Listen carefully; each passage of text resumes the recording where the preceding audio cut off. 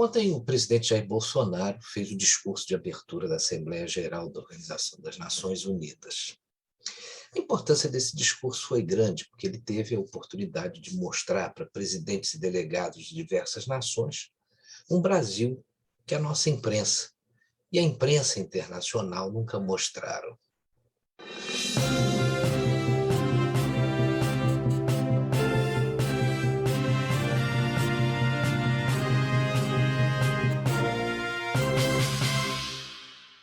É claro que nem tudo que a imprensa publica é visto como verdade absoluta por presidentes e representantes de outros países.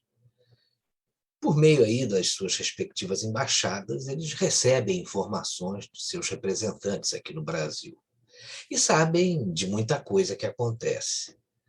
Mas o discurso do presidente Bolsonaro ontem na Assembleia Geral da ONU mostrou um Brasil bem diferente da narrativa imposta pelos veículos da grande e velha imprensa brasileira, que acabam servindo aí de referência para a imprensa internacional. E uma péssima referência, diga-se de passagem, já que mentem constantemente, distorcem os fatos e as realizações de um governo que veio para mudar o Brasil, apesar deles. O discurso do Bolsonaro foi objetivo, claro e, acima de tudo, esclarecedor. O Brasil mudou muito, isso é fato, depois que o Bolsonaro assumiu a presidência da República. Muitos jamais irão admitir uma coisa dessas, mas a maior parte da população brasileira tem consciência da importância de determinadas ações do governo e dos seus reflexos no curto e no longo prazo. E nesse grupo eu incluo pessoas que não gostam dele, mas que reconhecem o esforço que ele vem fazendo, apesar de parte do Congresso, do STF, da oposição e da imprensa em geral. Mas no seu discurso da ONU, Bolsonaro procurou mostrar o Brasil real. O Brasil que há 2 anos e meio não registra casos de corrupção no governo, ao contrário de governos anteriores. O Brasil que apresenta agora as estatais lucrativas, coisa que a gente não vê há muito tempo. Não sei nem se vimos em algum tempo, né? E que também tem um banco de desenvolvimento econômico que não financia mais obras em países comunistas sem nenhuma garantia, o que levou a nossa população a pagar essa conta. Agora, as coisas realmente mudaram. O país tem hoje aí um grande programa de parceria de investimentos com a iniciativa privada, que talvez seja mesmo o maior de sua história, como disse o presidente. E esse programa está em plena execução, basta a gente acompanhar o trabalho, por exemplo, do ministro da Infraestrutura, Tarcísio Gomes de Freitas. Com ele aí, o Brasil virou um canteiro de obras. O governo Bolsonaro revitalizou e está expandindo aí ferrovias. São mais de 6 bilhões de dólares em contratos firmados que vão garantir essa expansão. Introduziu também o sistema de autorizações ferroviárias, que vai aproximar muito o nosso sistema do modelo americano de ferrovias.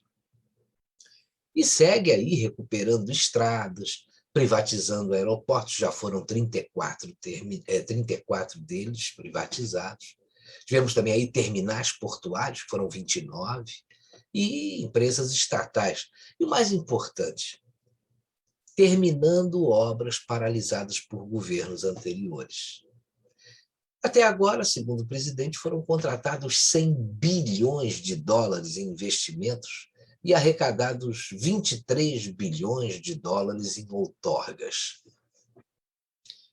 Realmente, foi no governo do presidente Bolsonaro que o modal ferroviário aí ressurgiu. Ele destacou um ponto importante desse ressurgimento, que foi a redução do custo do Brasil e o menor consumo de combustíveis fósseis, o que mostra aí a preocupação do governo com o meio ambiente e, ao mesmo tempo, com a diminuição dos custos relacionados ao transporte e ao barateamento aí de toda a produção desses gêneros, né? Bolsonaro também destacou a questão do saneamento básico, citando o maior leilão da história do setor, realizado em abril desse ano, com a privatização da SEDAI no Rio de Janeiro. O Bolsonaro vendeu muito bem o Brasil nessa Assembleia, né? Ele disse que a gente tem tudo que o investidor procura: um grande mercado consumidor, bons serviços, tradição e respeito aos contratos, e ainda colocou lá a confiança no governo. E lembrou para o mundo que, em breve, nós vamos realizar o leilão aí para a implantação da tecnologia 5G, que é outro ponto importante aí. É claro que ele não poderia deixar de falar do nosso agronegócio. Ele enfatizou a modernidade e a sustentabilidade da nossa agricultura de baixo carbono, que alimenta mais de 1 bilhão de pessoas ao redor do mundo, utilizando apenas 8% do território nacional. Isso foi importante. Ele destacou também a nossa legislação ambiental e disse até que o nosso Código Florestal deveria servir de exemplo para o mundo. Essas assembleias é sempre bom, né, lembrar do tamanho do Brasil, porque às vezes o pessoal não tem muita ideia. É um país com dimensões continentais. Como disse o presidente, são 8 milhões de quilômetros quadrados, dos quais 66%, cerca de 2/3, são de vegetação nativa, que estão intocáveis desde a época do nosso descobrimento, desde que o mundo é mundo. E lembrou ainda que 88% da floresta amazônica continua intacta. Um bom recado, né, para aqueles que insistem em dizer que o nosso país, nesse governo, está destruindo a Amazônia. E a gente sabe que não é verdade, só narrativa. Realmente nós abrigamos aí a maior biodiversidade do planeta. E é claro que a gente tem desafios ambientais muito grandes. Isso também ninguém pode negar. Mas o governo se esforça e corre atrás. Mas se a gente imaginar que a região amazônica equivale a toda a Europa Ocidental, realmente o desafio é muito grande. Mas o governo está trabalhando nisso. Tanto que comunicou que o Brasil antecipou em 10 anos, de 2060 para 2050, o objetivo de alcançar a neutralidade climática, que significa zerar as emissões de carbono para combater o aquecimento global. Só para lembrar, em 2015, no Acordo de Paris, quase 200 países apresentaram planos para reduzir aí as emissões de gases do efeito estufa. Isso representa uma mudança radical em toda a economia, porque o objetivo é a eliminação de combustíveis fósseis e outras fontes de emissão de CO2. Isso onde for possível, e aí é que entram os setores como o de transporte, geração de energia e principalmente a indústria. Mas voltando ao discurso do presidente, essa questão ambiental, ele também lembrou que os recursos humanos e financeiros destinados aí à proteção do meio ambiente, com fortalecimento dos órgãos ambientais, foram dobrados. Isso tudo objetivando aí a eliminação do desmatamento ilegal. Ele falou também dos resultados dessas ações. Um deles foi a redução de 32% no desmatamento da Amazônia no mês de agosto, comparado ao mesmo mês do ano passado. E o presidente aproveitou para convidar os dirigentes presentes a conhecerem a Amazônia brasileira. O Bolsonaro falou também da nossa geração de energia, né, que tem 80% aí advinda de fontes renováveis. O Brasil realmente é um país privilegiado, né? Tem energia renovável, como disse o presidente, agricultura sustentável, indústria de baixa emissão. Tem agora uma boa perspectiva para o saneamento básico e o tratamento de resíduos, depois da aprovação do novo marco, e uma indústria aí do turismo com um potencial gigantesco. No discurso, o Bolsonaro falou sobre o combate à intolerância, falou da família tradicional, da liberdade de culto, da liberdade de expressão. Ele não deixou de falar das áreas destinadas aí às reservas indígenas, que equivalem ao território da Alemanha e da França juntas. E também falou dos indígenas que estão querendo produzir em suas terras. As missões de paz em que o Brasil participou, o acolhimento a refugiados, incluindo os 400 mil venezuelanos que o Brasil recebeu, os vistos humanitários que vão ser concedidos agora a cristãos, mulheres, crianças e até a juízes afegãos, o repúdio do Brasil ao terrorismo e a volta do Brasil ao Conselho de Segurança da ONU também foram temas abordados pelo presidente. Mas a pandemia não ficou de fora desse discurso. Ele lamentou as mortes no Brasil e no mundo e disse que sempre defendeu combater o vírus e também o desemprego de forma simultânea e com a mesma sensibilidade. Falou do legado deixado aí pelos lockdowns feitos por governadores e prefeitos e não podia deixar de destacar o auxílio emergencial que atendeu a 68 milhões de pessoas em 2020. Ele mostrou também o número de empregos criados nos primeiros 7 meses desse ano, cerca de 1.800.000 novos empregos. Um número realmente é gigantesco. Bolsonaro lembrou ainda que o Brasil tem um crescimento esperado para 2021 de 5%. Ele falou também do número de vacinas distribuídas até agora, cerca de 260 milhões de doses, o que já permitiu a vacinação de cerca de 90% da população adulta. E afirmou que até novembro todos aqueles que optaram pela vacina vão estar atendidos. Bolsonaro também não deixou de falar do tratamento, que aqui no canal a gente não pode falar o nome, né? E disse que o seu governo também é contrário ao passaporte sanitário ou a qualquer obrigação relacionada à vacina.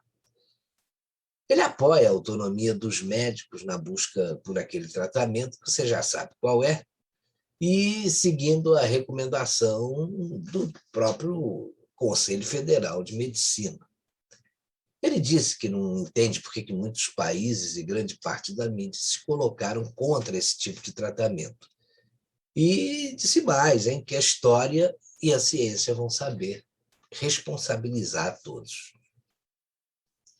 No final, ele citou as manifestações de 7 de setembro, enfatizando que milhões de brasileiros foram às ruas de forma pacífica e patriótica, para mostrar que não abrem mão de liberdade, de democracia, de liberdades individuais e também para manifestar apoio ao seu governo. E falou também do desempenho da nossa economia, que se destaca entre os países emergentes. Foi um discurso importante que realmente mostrou um Brasil que não é divulgado lá fora. Mas logo depois do discurso do presidente, a gente vê a pequenez daqueles que querem manter o Brasil no atraso.